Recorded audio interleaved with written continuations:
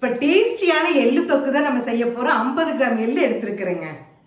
இந்த 50 கிராம் எள்ளைங்க வெறுவடைச்சிட்ட வறுத்து எடுத்துக்கலாங்க. படப்படன் வெடிக்கிற எள்ளைங்க இன்ச் பண்ணி எடுத்துக்கலாங்க. பெரிய நெல்லிக்காய் சைஸ் புளிங்க அரைச்சி எடுத்துக்கலாங்க.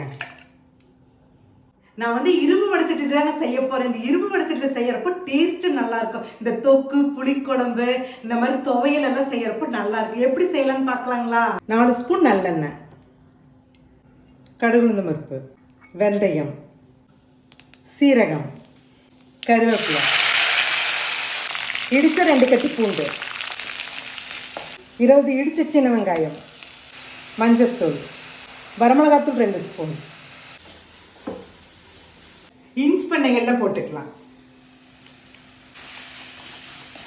அரைச்சி வச்ச புளி, அளவான கல்லுப்பு. பெருசில் வச்சு நல்லா ஒரு கொதி விட்டுங்க. சின்னதை வச்சு அப்பப்போ கலக்கி விட்டுக்கோங்க. இந்த தொக்குனாலும் சரிங்க, புளிக்குழம்புனாலும் சரிங்க, கொஞ்சம் வெல்லம் போட்டால் டேஸ்ட்டு சூப்பராக இருக்கும். சின்ன 2 துண்டு வெல்லத்தை போட்டுக்கலாங்க. எண்ணெய் நல்லா திரண்டு வந்துருச்சுங்க. எள்ளு தொக்கு ரெடி. இது சாப்பாட்டோட வச்சு சாப்பிட்டு பார்க்கலாங்களா? சுட சுட சாத்துக்குங்க எள்ளு தொக்கு வச்சுக்கலாங்க. இந்த எள்ளு தொக்கைங்க நம்ம வெளியே வச்சு 10 நாளும் கூட சாப்பிடலாங்க. ஃப்ரிட்ஜில் வச்சுங்க 1 மாதம் கூட சுவைச்சு சாப்பிட்டுக்கலாங்க. இந்த டேஸ்ட் பார்த்துடலாங்களா?